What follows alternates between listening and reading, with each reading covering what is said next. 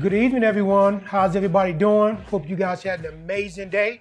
My name is Anthony Wright, and I'm the Executive Director of Ring of Hope Youth and Family Services. And this is Get in the Ring.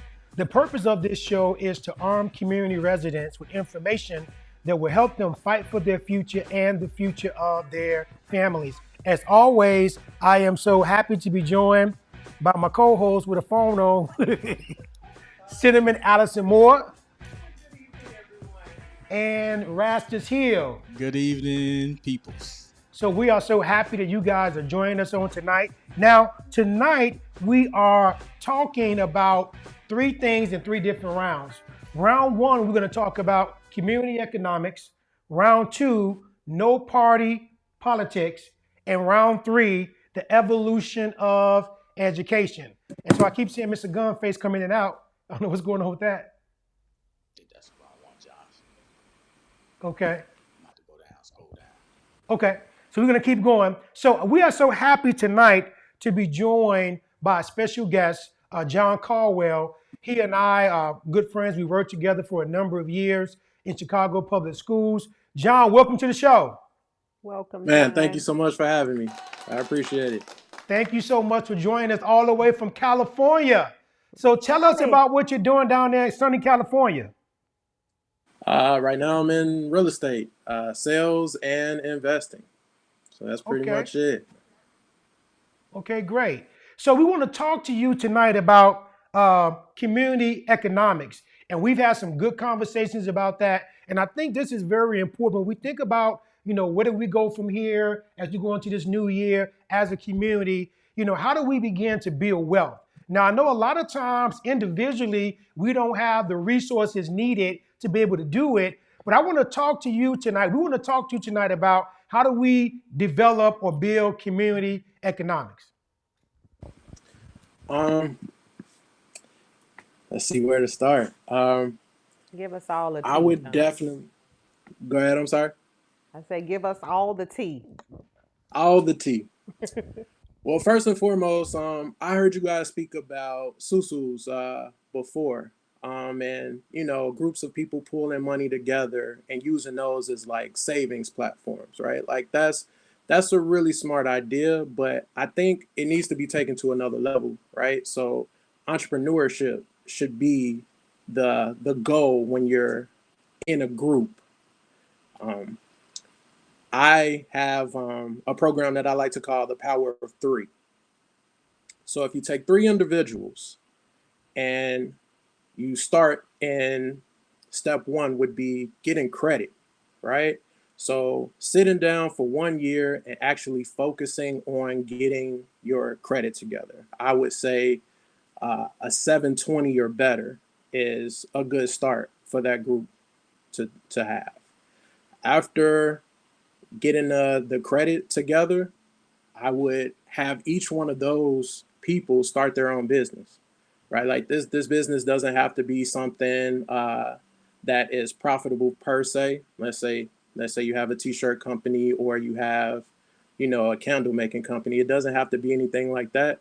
They can start like holding companies. They can be LLCs, taxed as an S corp, so that they're able to pay themselves through that company.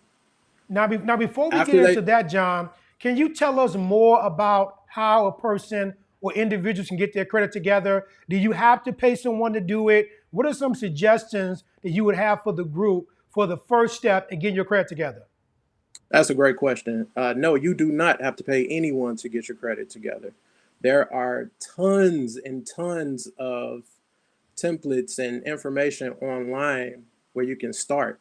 The first step in doing that is actually going to annualcreditreport.com. During COVID, you can get a free credit report every 30 days.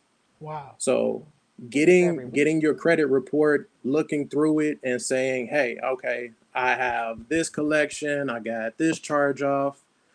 Is actually sitting down and saying, "Okay, this is everything that I have and this is what I need to attack."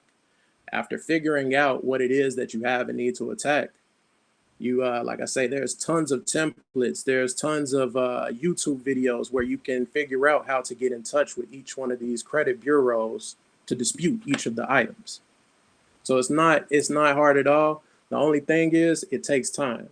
And like we spoke about before, it's really sitting down for a year, right? And taking that year's time to diligently go through that credit report and get anything and everything off that you can. Some things you might have to pay for, but a lot of times, if you do it correctly, you can get it taken off. Any questions regarding credit? So you telling me that I can do it by myself and I don't have to pay $80, $100 a month to someone to do it for me? You're exactly right. It's as simple as, like I say, free the annualcreditreport.com. You get that. You figure out who you need to dispute with. You get their address.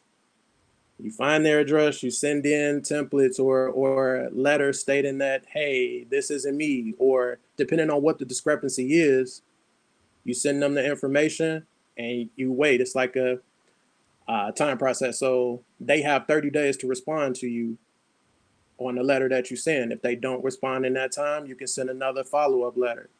You're bound by, I think it's section 609 within the credit report handbook. I'm not exactly sure on the statutes and things like that, but you're bound by law, or they're bound by law, to respond to you in a certain amount of time. And if they don't, then that's how a lot of people get things removed from their credit report.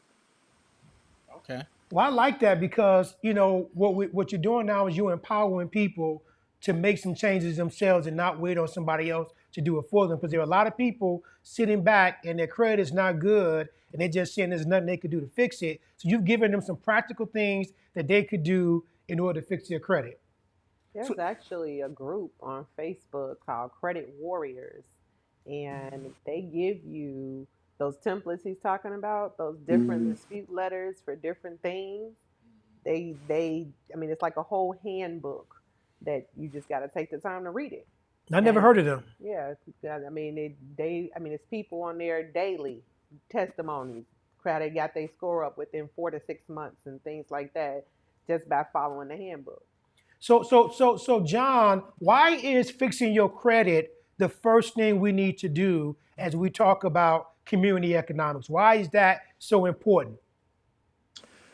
So I'll say this. When I was in Chicago years ago, I grew up under the cash is king type of mindset, right? So I thought I always had to have cash in order to buy anything that I wanted.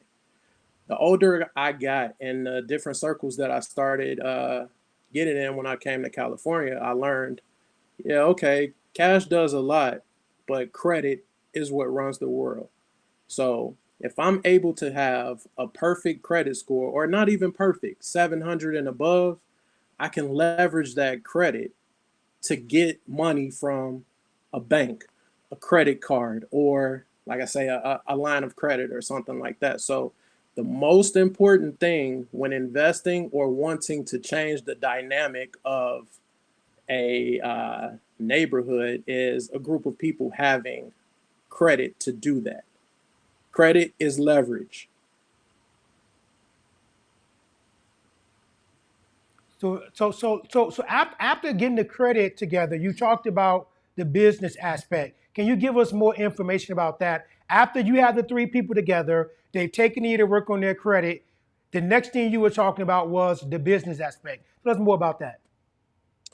Right. So yeah, you get your credit in order. Do not go get a car. You don't want to do that.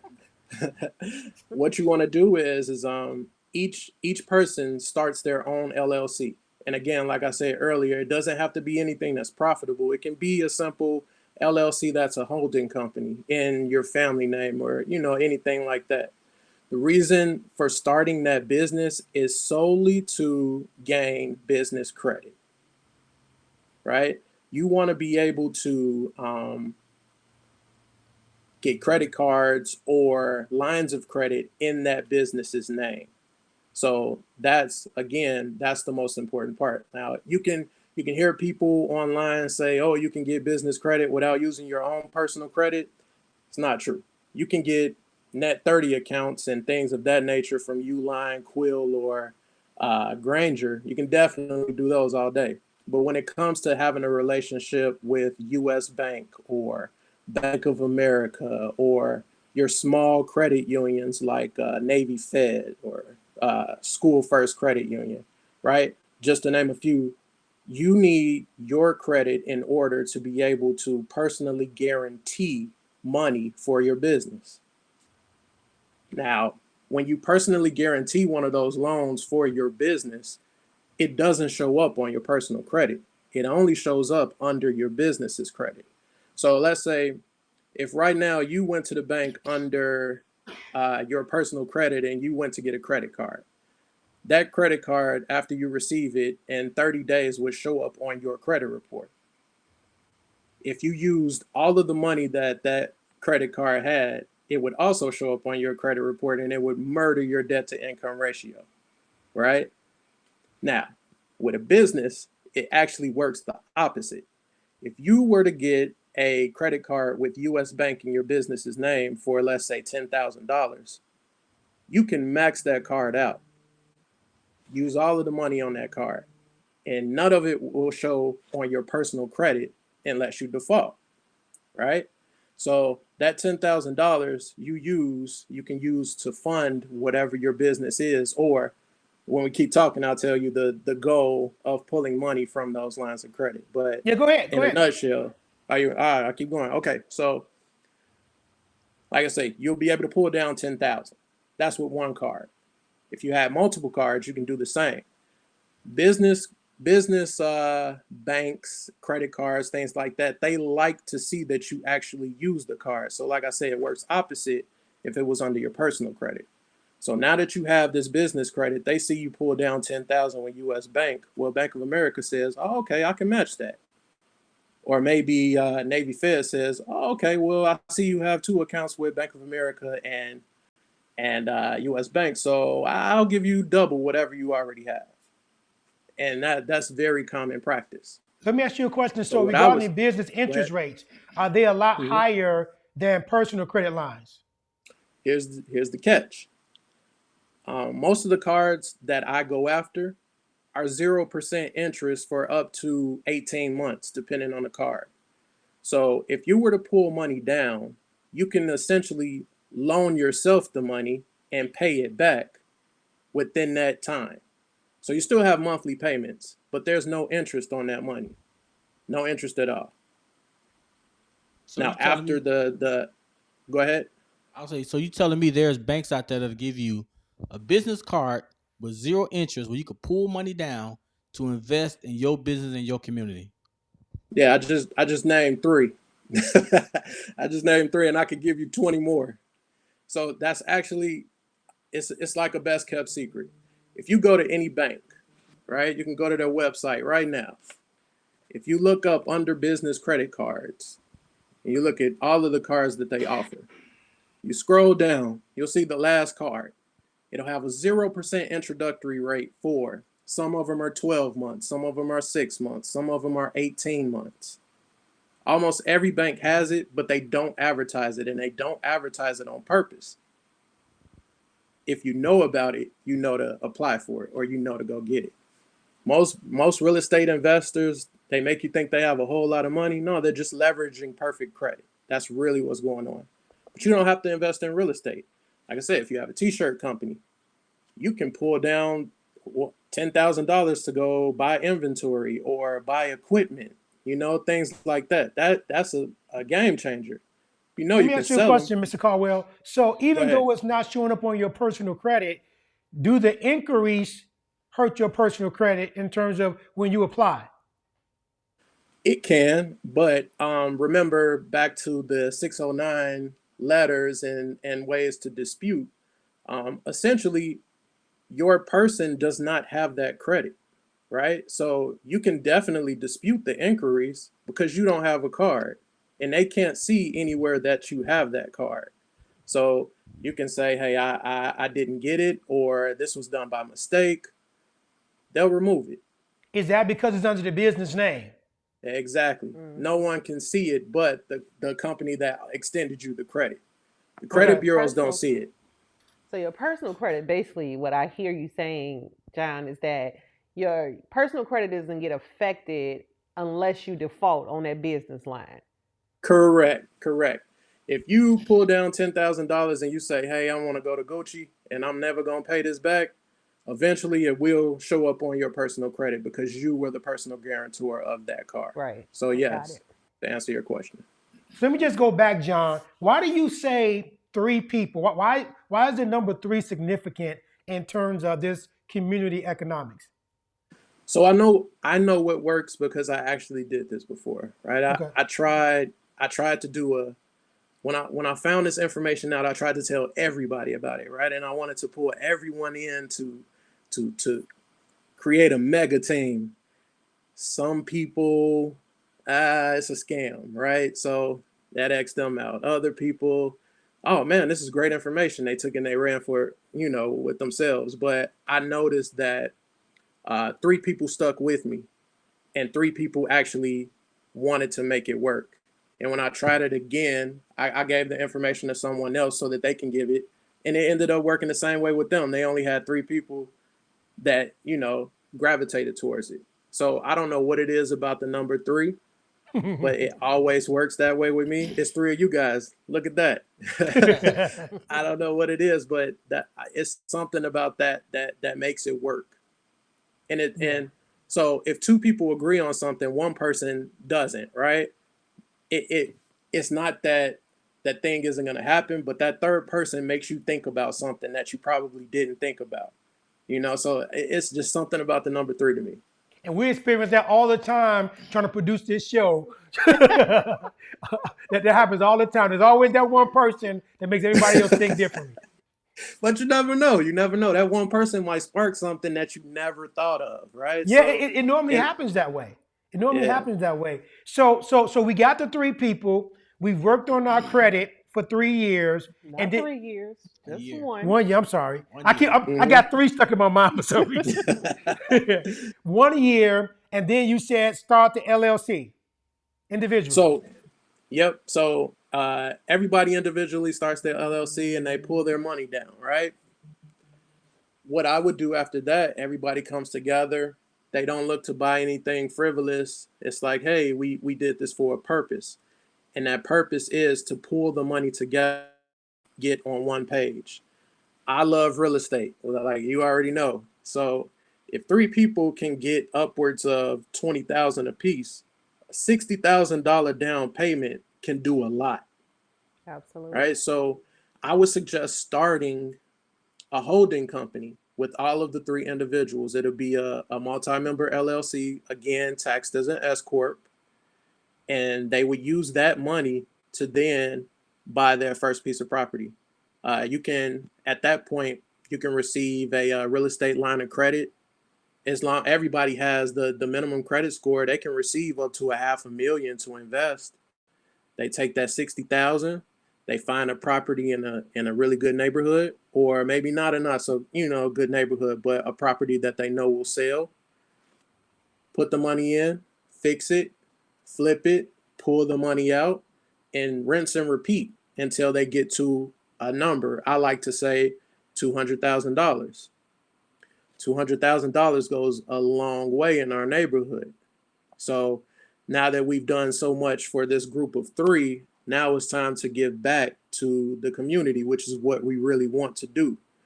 So my suggestion is buying a commercial property, mixed use. You have something with business units on the bottom and maybe 4 or 5 rental units on the top. Those rental units will pay for the mortgage on that building. You take the extra cash that you have and fix up those businesses, right? After you fix up those businesses, how hard is it to go to a church or an organization and say, hey, I want to have a business plan contest, right? And you get a group of people to put together business plans. You find out the strongest one, or one that you know is the most lucrative. Hey, we'll put you in this business. We'll put you in this space. We have 3 of them. So now, not only did you just give someone an opportunity, but you just created jobs, right? So that to me, that's the best part about this.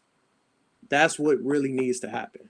You got a group of people who could get access to money, give a job, show them how you did it, rinse and repeat.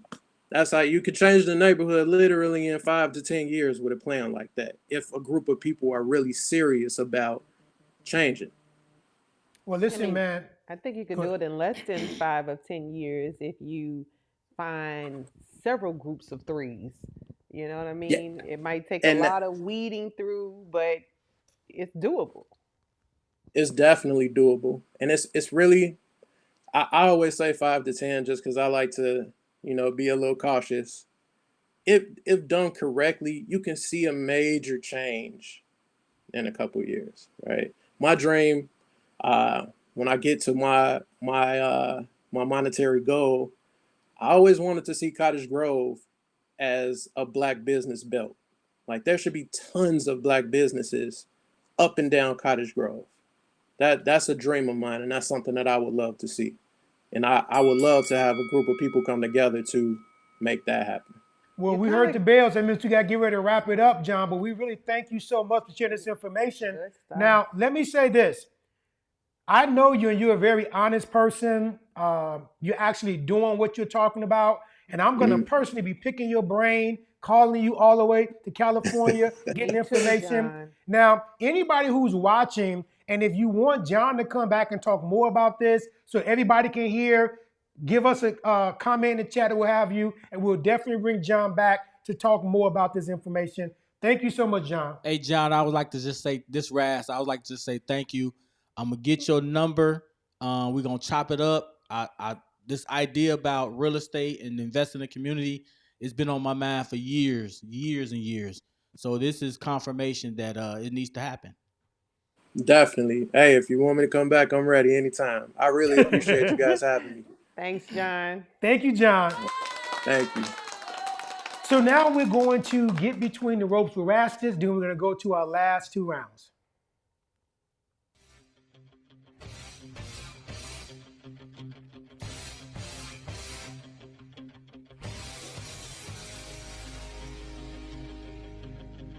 Hi, this is Between the Ropes with Rastus, and I am your host, Rastus Hill. We're in a situation now where COVID is about to come to an end. The community is about to open back up. So I ask you this question. In your community, what are you going to do to make it better? How can we make it not only economically better, how can we make it better for the education? How can we make it better for political parties? Number one subject is this. We need to start going with an independent candidate when it comes to running in our community. The reason an independent candidate is because they can advocate not just for your community, but those neighboring communities around it. An independent candidate doesn't mean a Democrat, doesn't mean a Republican. It means a person is independent, supported not just by you, but supported by the community. Second thing we need to do, we need to come up with some type of economic plan for our community. My thought is group economics. Last year, a lot of people was getting into susus, they was investing money and they was getting money. I say we should come up with some type of economic plan for the family, economic plan for the community, economic plans for you and your friends. Come together, set up some type of economic pot where someone can open up a business and you all can benefit from it. Whether you're investing in business, whether you're investing in stocks, or whether you're investing in a new money matrix, which is cryptocurrencies. Those things right there can bring wealth to not only your family, but your community. My name is Rastus, and you are Between the Ropes with Rastus. Why your things look so big on there? we were still talking about the last segment, just brainstorming some of those ideas. But for this round, we want to talk about no party politics. And what do we mean by that? And I'll just say that for years in our community, many of us have voted Democratic. Our grandmothers voted Democratic. Their parents voted Democratic. And I think we are, as a community, married to a particular party.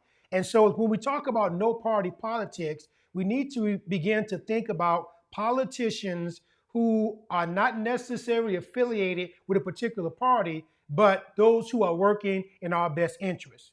Well, let's clarify some things first, because you said Democrat. There's some people out there that's going to say, well, blacks used to vote for Republicans. So our great-grandparents might have voted for Republicans. Yeah. But that's just the way it was. That was the two-party system that they had. So right now, people vote for Democrats regardless of whatever the platform is. It don't matter what it is. People say vote Democrat. We don't like Republicans, which I think is insane. Are you a Republican? No, I'm an independent. Okay. You know what? And Malcolm X said it. He said you'll be a fool to vote for Republican or Democrat because they might not have your best interest at heart. You want to go with someone that has your best interest at heart. And if you can run as a independent, you can be the one that sit in the room and say, you know what? I'm not voting for this. I'm not voting for that until you give me what I want. Well, we're seeing that now. What's his name? Manchin? Something like that, yeah. Yeah. Where's he from? He's a Democrat. He's from the East Coast. I would say Virginia Okay. or somewhere like that. But that guy, he ran as a Democrat. He's a senator. They held up for 9 hours debating about passing that stimulus package because he didn't like certain things that was in there, and the Democrats needed his vote in order to pass it. You know, and what you're saying is important because just going back to voting for one particular party, I'll be honest. You know, when I go to vote, I vote Democratic from the top of the ticket down, and most other people I don't even really know. Yeah. And so when we talk about no party politics, we need to now do our homework and find out who on the ticket, whether Republican, Democratic, or Independent, that has a platform is going to work in our best interest. Because just even recently, we have been going out to vote in large numbers. Yes. I mean, we've been coming out to vote, but our communities haven't changed. Have not changed. I mean, in come years. on, think about this. The same problems we were having years ago after voting, we're still having those same problems now. The same issues. I would just like to say that we need to pick up the independent platform. We need to set up committees that can go out there and research people that's on the ballot, because a lot of times you have people on the ballot, like you said, you know nothing about. All they do is get on board of that ticket, put their name up on the Democrat or Republican, and we support them. We don't know if they tearing up our communities, if they voting against our communities. Those are things that we need. I say set up an independent research group and research everybody on the ballot and say this is what that person is about, and give us an opportunity to know whether to vote for them or not. Now, Cinnamon, she's the voice of the common man. And so with all this going on, what do you have to say about this in terms of this idea that we should not be married to any particular party, whether Republican or Democrat? Speak to the common person. The common person? Yes. Common Such as person. myself? I guess it's what level of elections are we talking about? You know what I mean? All of them. As far as changing our community, that kind of, for me, is local stuff. You know what I mean? Your aldermen, your state reps, your mayor. And I mean, I was against, the people voting for the person that runs the alderman in this community. Because in my mind, I've seen nothing that she's done for this community. You know what I mean? So speaking from a common perspective, I would, as we're talking about economics and trying to bring money back into the community and trying to figure out ways how to build up our communities, that will be the start of it. We take that money and we find the best person in the community who has a heart for the community and invest everything, back them 100%, and send them as that representative for the whole community. And it don't matter if they're Democrat or Republican. It don't matter. But we have to get to that point because our minds have been fixed or preconditioned to follow a particular party. And what you said makes 100% is accurate. And that's how we need to start thinking. It's not about what party you're from, but who has the best plan for our community. What Cinnamon said is true about getting together and putting one person in.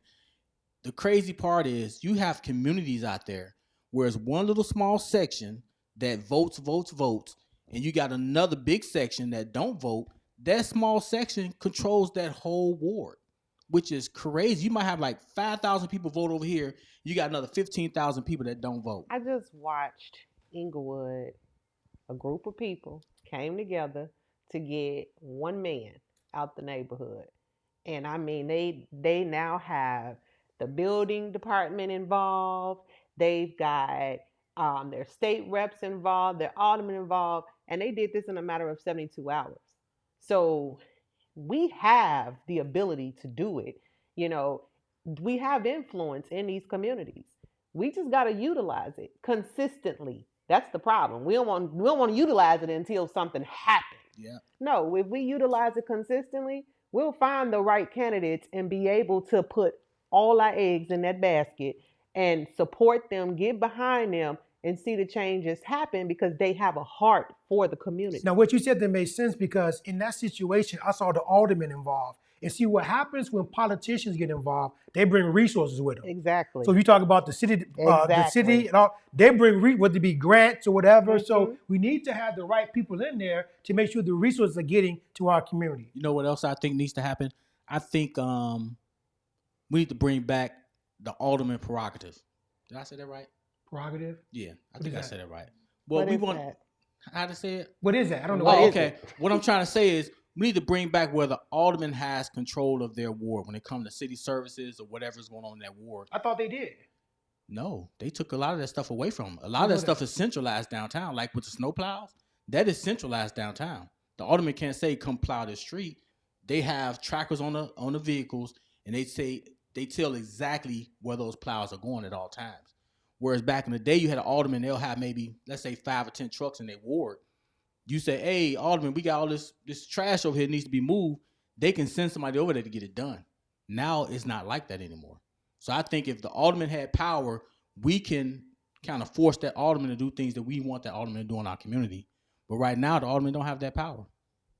Yeah, one thing I do see is that when there is a level of injustice, we're able to mobilize around that. Mhm. And I think we should also use that same energy to mobilize around the injustice or the inequities in our community regarding resources. We need to be active and not reactive. Yes. Now, we're going to be talking more about politics and what everybody's supposed to be doing in another segment. So we're going to transition now to round 3. Now, in this round, we want to talk about the evolution of education. The evolution of education. What you smiling for? We called it the evolution. Evolution. I It's mean, evolving. it's changing because if you think about this, for the last year, our kids have been learning via computer. Yeah. Yes. I mean, this is an evolution, a different way of thinking as it pertains to education. And so I'm thinking now, is this going to be a new wave of education? Because we read an article where there have been some positive and negative reports about remote learning. But is this something that we need to embrace as it pertains to the future of education? Yeah, I think God kind of forced our community to get on the technology wave because before we had schools that didn't have computers in their schools. So Yeah. you had families that were getting on Zoom and they was, not Zoom, but Google Docs, and they was trying to figure it out and they couldn't figure it out because this was their first time their kids were learning how to get in some of these programs. Absolutely. Even with the bandwidth of the internet, they've had to now expand that to communities and neighborhoods that didn't have access to it at all. Because they was holding back on the internet for communities, for certain communities. Now, you expressed some concerns, Simon, about kids being behind as a result of remote learning. You want to talk about that? Well, yeah, kind of do. I just think that, I totally get the whole COVID thing. And, some parents are afraid to send their kids to school. Some parents are open to going back to in-class learning.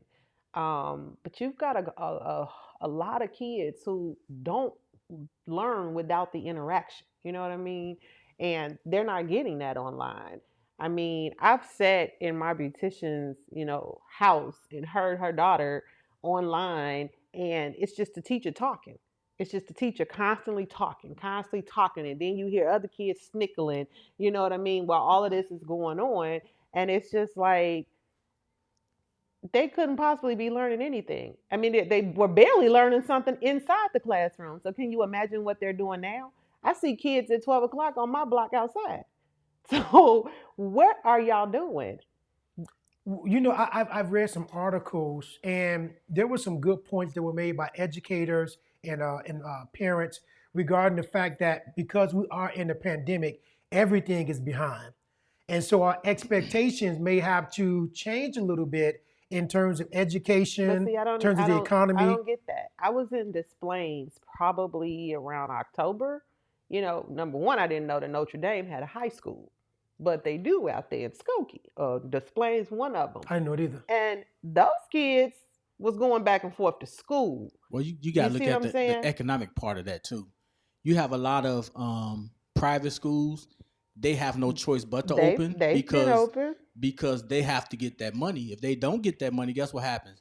The private school that do open, those kids going to go to that private school. So have you got to you look at the heard- economic part of that And too. have you heard of any cases from those schools? You're not going to hear anything. I mean, at the same time, I'm sure that they set those schools up with whatever partitions they needed to put in place, Economic. whatever they needed to put in place, Economics. that those kids, which is not brown and black, Economics. is going to get what they need. They're not going to Well, be let me behind. say this. As a person working in the schools now, I was very pleased to see kids in the building, very well behaved, socially distant. They got their cubicles up and they were actually learning. I mean, it really did my heart good to see that in light of everything we've been experiencing remotely. So I am very optimistic about the future of education. But another question is, beyond the remote learning, in education in particular, are we preparing our kids for the jobs of the future? Oh, absolutely not. You know what? Like I said, this pandemic kind of forced our community to get on the technology bandwagon, because a lot of these kids did not have computers in their schools. A lot of these kids and a lot of these parents were not tech savvy. I mean, they can get on their phones, but when it came to getting on the computer, they didn't know how. So this kind of forced these schools to go out there and get computers. I know my kids' school, within the last maybe 2, 3 years, they have got a ton of computers brought in by the principal, and they have been getting on Google for the last 2 years. So they knew how to access the computers, but you had a lot of parents that didn't know how to do it. And on the point of private schools, their economics are way different than CPS. It was situations where I heard of schools that didn't have any toilet paper. Before the pandemic, did not have any toilet paper in the school. It was schools out there that some of their refrigerators broke down. I mean, you got to look at the economic part of it. CPS has to do a better job, not only with just the administration, but getting in contact with the teachers or the teachers union, get in contact with the principals union, and come up with a plan together. That way they could have brought people back in an orderly fashion, instead of saying, this is what we're going to do and you're going to obey and do it. But I think a lot was unknown, or maybe people not really want to invest necessary resources. I'll say CPS is doing a good job now because their hands have been forced. So Yeah. all the things you're talking about now, I can really see them being put in place. But just going back to the evolution of education, because when I grew up, I was told if you went to college, you would get a job. And now what we're seeing is people going through college, the traditional way of education, coming out with a gang of debt, but then they can't find a job. Yeah, you know They what? could find them. They just not getting paid more than $12 or $15 an hour for them. Yeah, that's true too. That's the problem. we They have- ain't getting no money. Our community has been tricked with the educational rhetoric. What I mean by that is, before, our grandfathers and our fathers, they worked the trades and they provided for their kids, provided for their families, even were able to send their kids to college. But now it's to a point where there's no trades in the school, or you might have maybe 1 or 2 schools with a trade in it, where these kids are not getting they're not getting hands on, learning how to do plumbing, learning how to do electricity, learn how to do welding. Those jobs are creating middle class. They're building buildings all over Chicago, all over the world. Buildings are constantly being built. So those trades are needed, and we need our kids to get back into those trades. What are some other businesses, though, of the future that our kids need to begin to gravitate towards to ensure that their education will prepare them for these type of jobs? Well, we looked at what was it, the top 30? Top 30, It was yeah. like the top 30 jobs for the next decade. So that's like from 2019 to 2029. And it had on there like marketing, computer analysts, computer security management. You know what I mean? They even had like And- nurses too, right? Yeah, Healthcare, RNs and RNs. healthcare. All of that was on there. None of that is offered in these schools. Yeah, So it's not preparing them for that. even engineering. But I like what Ras was saying, because when we were in school, we had shop classes. Yes. Yeah. I mean, we, had you know, we home have economics, vocational schools. everything. You know, when my little brother was going off to high school years ago, I had to try to find out what's the best high school for him, and I researched all the different high schools, and I came to find out that is one high school. Well, back in the day, it was one high school in the city that CVS. offered everything, and that was CVS. They had everything. All the other schools in the city had. CVS had it in their school. Do CVS still have that stuff? I don't know. I don't think so. They still come to a vocational school. Yeah. They don't have everything they had back in the Oh, day. they had everything. Anything you wanted to be when it comes to a trade, you could have got it at CVS back in the day. What about even I hear guys getting CDL license and driving trucks? Oh, that's definitely gonna be needed. That's like going forward. We think It's about just- Amazon, all these big Oh, yeah, companies. because Amazon, I was just talking to a friend of mine and she was telling me that Amazon has this whole thing where you invest so much, they provide you with the trucks, Mm-hmm. and your trucks say Amazon, your people clothes say Amazon, everything says Amazon except for whoever you employ, their paycheck say whatever your company name is. You know what I Okay. mean?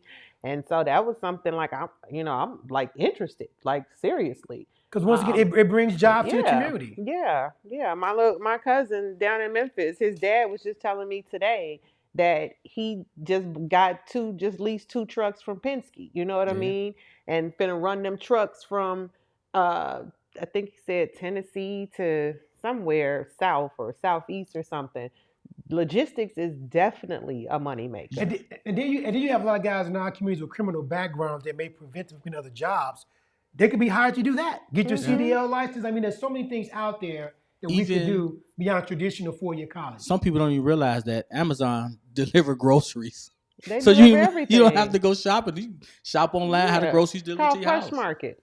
Yeah, Absolutely. it's They amazing. do it all. So when we think about what's next, we have to really change the way we think about community economics, no party politics, and how education is changing. And now, I know that we love to turn up and have a good time and joke and laugh, but we need to also be having these type of conversations. You know what else? Another job I think our kids should definitely get into: coding. Yes. Learning how to code, because the society is changing. Everything is being done through code.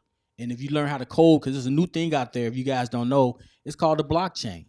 And everything is being put on the blockchain, whether it comes to supplies, whether it comes to merchandise, whether it comes to technology, everything is being put on the blockchain.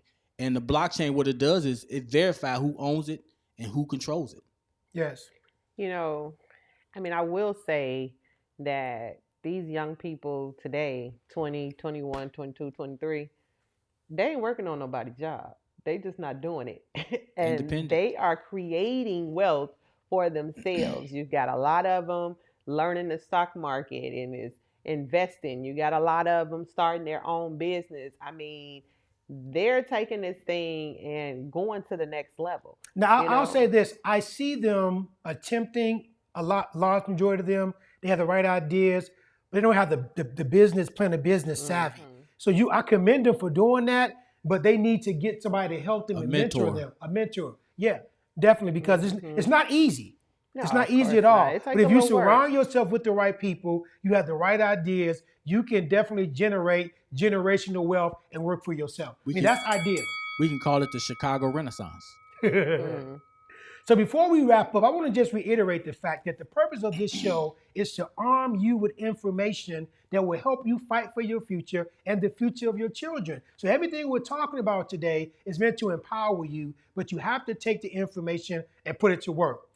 Ask questions, put some stuff in the chat. If necessary, we'll bring John back. We will bring people on to give you information that you need to help you be the best person you need to be.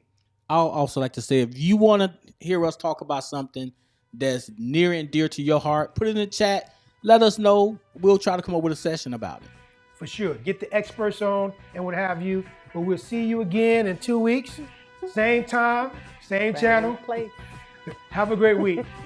Good night.